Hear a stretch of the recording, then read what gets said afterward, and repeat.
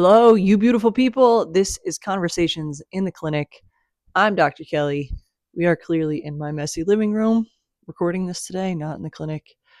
And I want to share with you the 10 things I wish everyone knew about their body and about the industry of physical therapy uh, as a commemoration of 10 years of being a licensed doctor of physical therapy. 10 years ago, I took my boards and passed them and graduated from PT school.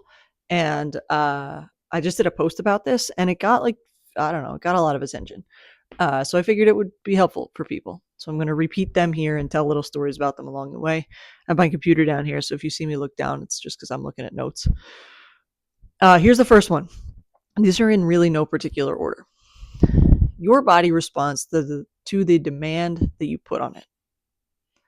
Said another way, if you don't use it, you lose it. If there's anything I've seen as a pattern over the last 10 years, it's that. Now, most of what I see is like non-post-operative patients, okay? But even those patients who have had surgeries, it's often because they have an injury that happened over time. Occasionally, I'd get someone who was in a car accident or had like a sports injury, but your body responds to the demand that you put on it. Stuff gets stronger when you ask it to get stronger. Stuff gets looser and weaker if you ask it to get looser and weaker. And that can go in both directions. So it's like a good news and a bad news situation, because when you use it and you use it properly, it can really help you. If you use it improperly, it can really hurt you. And if you lose it, it can help you properly or it can help you improperly. But man, if there's one thing like I know to be true, that's it. Second thing, your knee probably hurts because you sit at a desk all day and stare at a screen and eat convenience meals for 50% of your sustenance. Your knee probably doesn't hurt because you have a torn meniscus. Lots of people walking around with torn menisci. Lifestyle is playing a much bigger factor in our musculoskeletal injuries than we are giving it credit for. And it's a lot easier to diagnose somebody on an MRI and schedule them for a surgery than it is to say, hey, get up and walk around and move a little bit and eat meals at home. It's true. Just this. Okay. Number 3, sleep is the best recovery tool. No PT, chiro, masseuse, massage gun, cold plunge, pill of Advil or Tylenol, sauna will ever replace, as far as I know right now, I might be proven wrong one day, good quality sleep.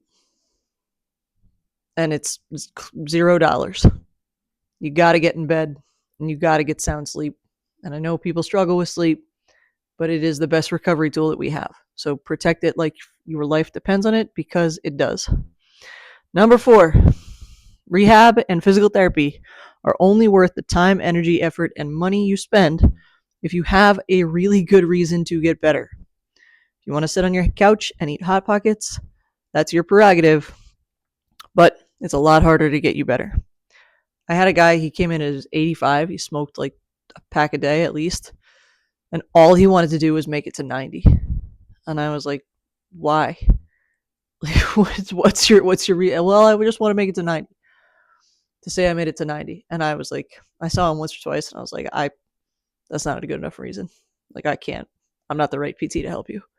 And I sent him on his way to a friend of mine because it was not going to be compatible. He did not have a good enough reason, at least in my eyes, and that might be cruel of me, but it's true. And I wanted to spend my time, energy, effort with people who like have a really good reason for getting better. Number 5, the stronger and more capable you are, heaven forbid something traumatic or tragic happens to you, like a stroke or a brain injury or a heart attack, the faster and better you recover from that thing. So I tell everybody who's like had a surgery or an event like that and they were in really good shape and their recovery is relatively straightforward and quick, that they've done it. Like, all of that was not for nothing. Like, that was not in vain. They set themselves up. They set their tissues up for recovery better. They set their mindset up usually better for recovery. So even if, and it happens because life's not fair, even if something tragic or horrible or traumatic happens, you should still do the best you can to set your body up to be successful at whatever rehab process that's going to look like. Number 6, you are the driver. Your physical therapist and your healthcare team have the GPS. You have the steering wheel and the gas pedal. Okay? We can help get you where you want to go. We can teach you how to get there. You have to put in the effort. And I'm really proud, Lori, this one's for you. She came in a couple weeks ago, and they're longtime friends. I coached their daughter, and her husband said to her, "Oh, Kelly got you better," and she said, "No, Kelly helped me get better. I got myself better," and I was so proud of her, so proud of her, because that's true. I tell everybody, I'm like, I'm gonna help. You have to do it. Happy to help you. I always tell people too, like, I do this in coaching. If you give me 100%, I'll give you 200%.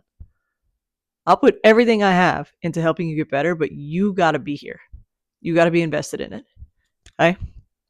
Number 7, I don't operate like this, but it is a really good business model. When you scare people into thinking that they need you to massage them or crack them or fix them or massage their tension away without teaching them how to solve their problem. Okay, again, I don't operate like this, but it's a really good business model when you do. My philosophy is I'm going to teach you so well that you don't need me anymore, and I'm going to treat you so well that you always want to work with me. It's pretty simple.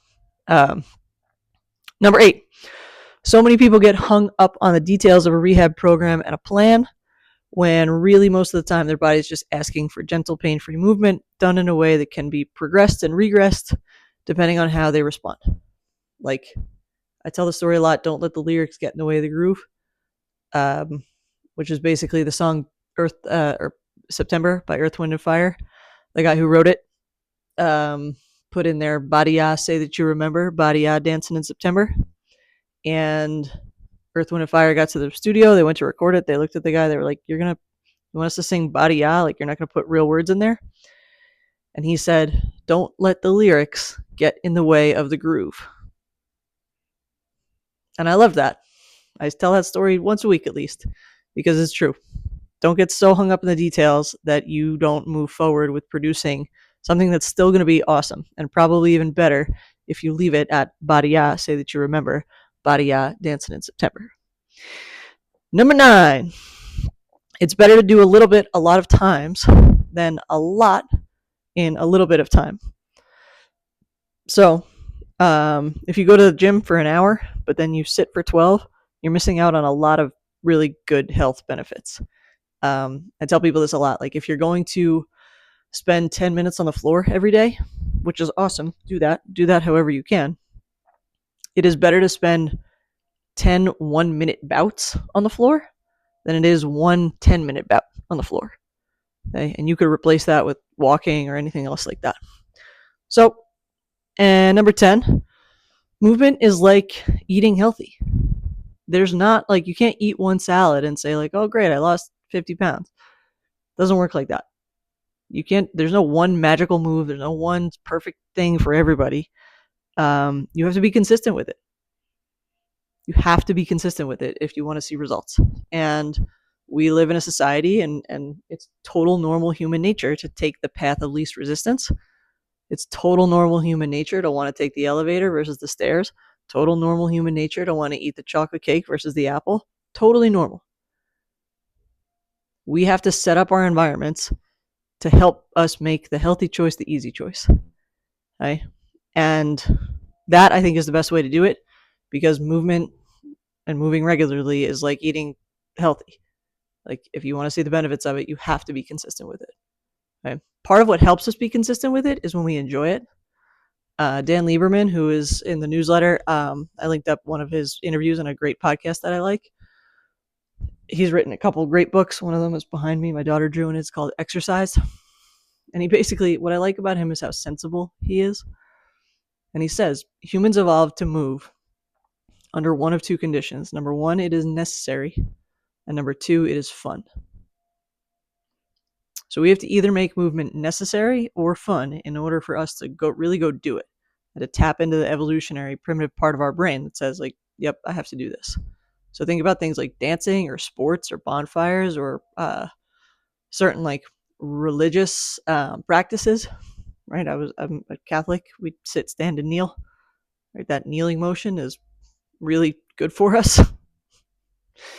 But if there's no fun behind the movement and there's no reason to do the movement, total normal human nature that we don't want to move, which makes sense. It would be expensive calorically to go out for a run. Why would we do that if we don't know where our next meal is going to come from? Right. So, if there's anything I know to be true from these 10 things, like, we are made to move, and our current lifestyle and environment is not set up to encourage us to move. So I'm not surprised that every office you call has a waiting list to get in for a couple months, because everybody's stuff is hurting. And part of why everybody's stuff is hurting is because we're not moving in the ways that we were designed to. Right? So, anywho, I appreciate you guys. Thank you so much for spending your time, energy, attention, effort with me today. If this was helpful, drop me a note and tell me which one of these kind of resonated with you. If you want more stuff like this, tell me you want more stuff like this. I am listening, and I enjoy doing it. So appreciate you guys. Keep moving, keep getting better every day.